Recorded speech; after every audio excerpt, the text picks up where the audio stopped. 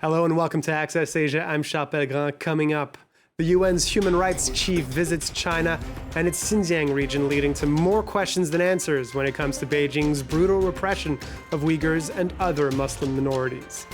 And Fusako Shigenobu, released from prison 20 years after her arrest. We take a look back at the Japanese Red Army and a life of violent activism for the Palestinian cause.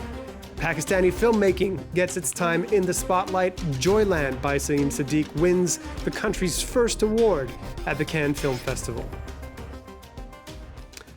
Well, the western region of Xinjiang in China and its Muslim inhabitants have been in the headlines for 5 years now. Reports of mass incarceration and re-education, followed by those about family separations, forced labor, and even forced sterilization, all of which led the US and a slew of other countries to describe the atrocities against Uyghurs and other Muslim minorities there as genocide. Well, last week, the United Nations human rights chief, Michelle Bachelet, went on a long-awaited visit to the region.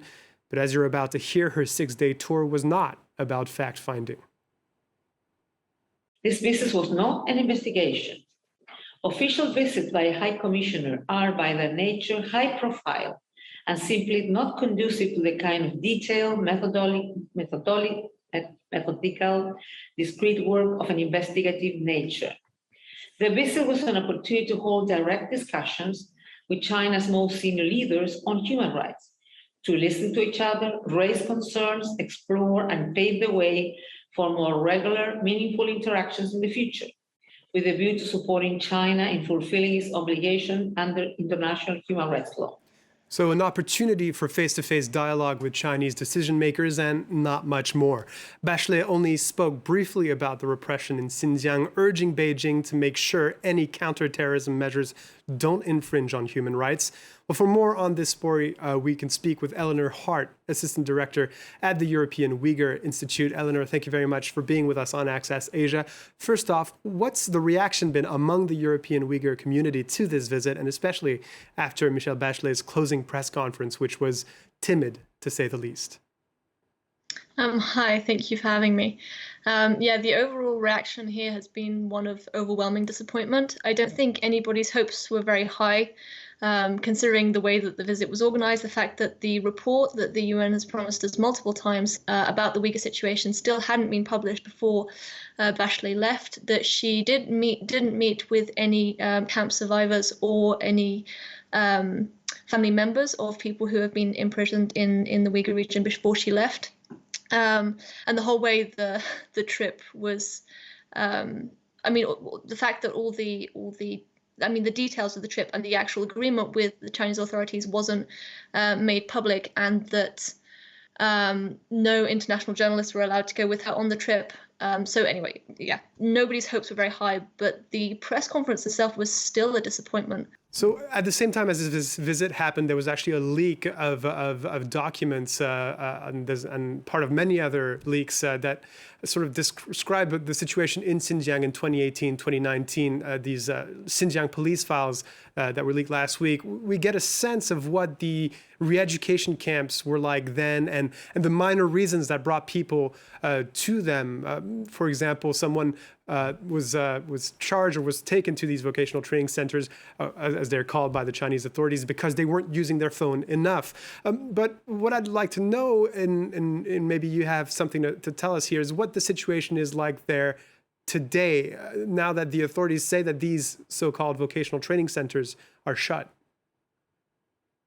So the reality is a little bit more complicated than just the vocational training centers are shut, because what has been happening, some people have been released, but surveillance is less obvious than it was before. There's less checkpoints, physical checkpoints. There's less policemen on the street, but that's also because the surveillance system has got a lot more sophisticated and is mainly done through cameras and artificial intelligence. So that on the ground, it has changed a bit, but without any meaningful different outcomes for the people who live there.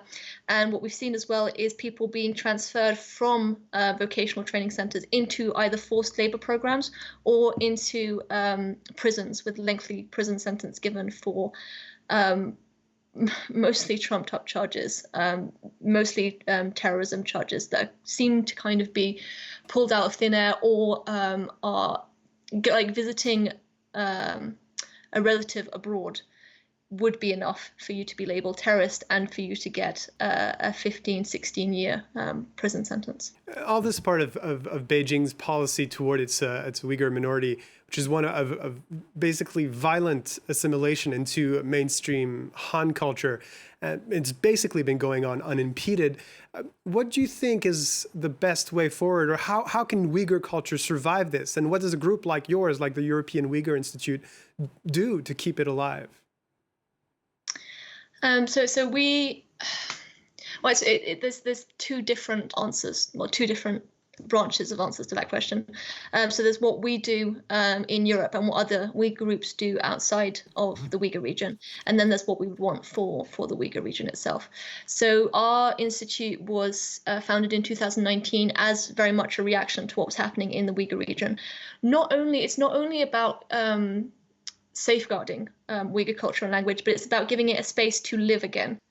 As for the Uyghur region, what we would want is what is promised essentially in the Chinese constitution. It's cultural and linguistic autonomy, and that's what we were. That's the wish that we always had.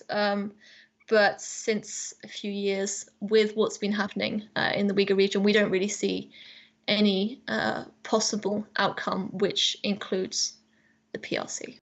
Well, Eleanor Hart is the Assistant Director at the European Uyghur Institute. Thank you very much for being with us on Access Asia. Thank you. Well, Fusako Shigenobu, the co-founder of the Japanese Red Army, an anti-imperialist militant group, has been released after 2 decades behind bars. Speaking to reporters in Tokyo, she said she was deeply sorry for the harm her group had caused to innocent victims. The once feared Marxist-Leninist organization, which supported the Palestinian cause, carried out several attacks in the 70s and 80s.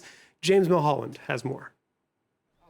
Once one of the world's most wanted women, the co-founder of the left-wing militant group, the Japanese Red Army, has walked free from prison in Tokyo.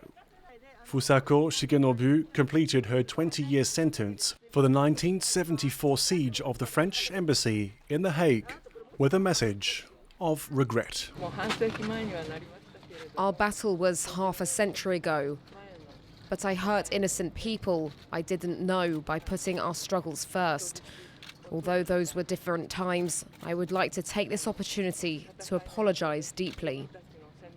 A company worker turned militant, Shigenobu traveled to Lebanon in 1971 and founded the Red Army, which sought to overthrow the Japanese government and end capitalism and imperialism. Labeled a terrorist organization by Japan and the United States, the group carried out several attacks, including in support of the Palestinian cause. Shigenobu maintained her innocence over the French embassy siege, in which 3 of her fighters held the ambassador and 10 other staff hostage over 4 days. France ended the standoff by releasing a Red Army guerrilla who escaped with the hostage-takers to Syria. The 76-year-old is also believed to have masterminded the group's worst attack, the 1972 massacre at Israel's Lod airport in Tel Aviv, in which 26 travelers were gunned down, scores more were injured.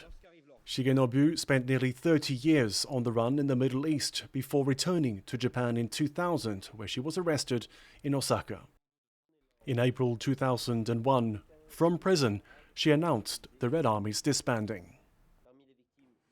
And a milestone for Pakistani cinema, the movie Joyland by Saeem Sadiq, the first ever Pakistani movie to be part of the official selection at Cannes, has won the jury prize in the Un Certain Regard category. The love story between a middle-class boy and a transgender dancer set in Lahore received a lengthy standing ovation at the premiere. Selena Sykes has the story. A tale of sexual revolution that won over the hearts at the world's most prestigious film festival. Joyland is a daring portrait of a transgender dancer in a very conservative society in Pakistan. It's the first time the country has had a competitive entry at Cannes. The film, written and directed by Saeem Sadiq, picked up the jury prize in the Un Certain Regard section for emerging cinema talent, after receiving a standing ovation as well as the Queer Palm Prize.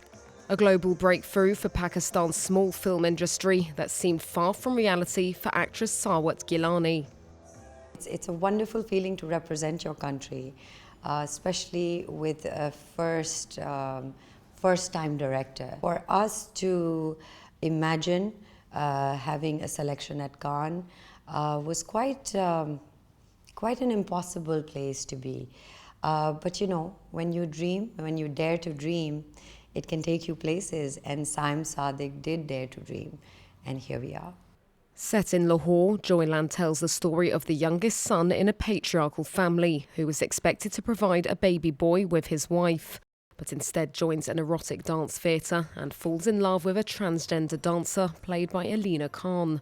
Tackling gender and sexuality issues that are largely taboo in Pakistan is likely to receive a mixed reception back home.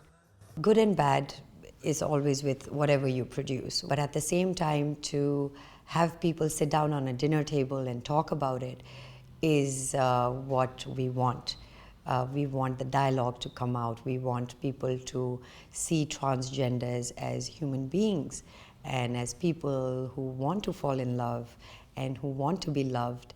Joyland will play in cinemas across France, though releasing the film in Pakistan could be difficult, with cuts made to certain series and films and some even banned. And global recognition as well for Hindi literature, with the novel Tomb of Sand winning the International Booker Prize. Indian author Gitanjali Shree and her US translator Daisy Rockwell sharing the €59,000 prize. The novel is set in northern India and follows an 80-year-old woman as she confronts her traumatic experience as a teenager during the 1947 partition with Pakistan. Judges hailed a book that is, quote, engaging, funny, and utterly original at the same time as being an urgent and timely protest against the destructive impact of borders. Well, that does it for this edition of Access Asia. Thanks a lot for being with us. Do stay tuned for more world news right here on France 24.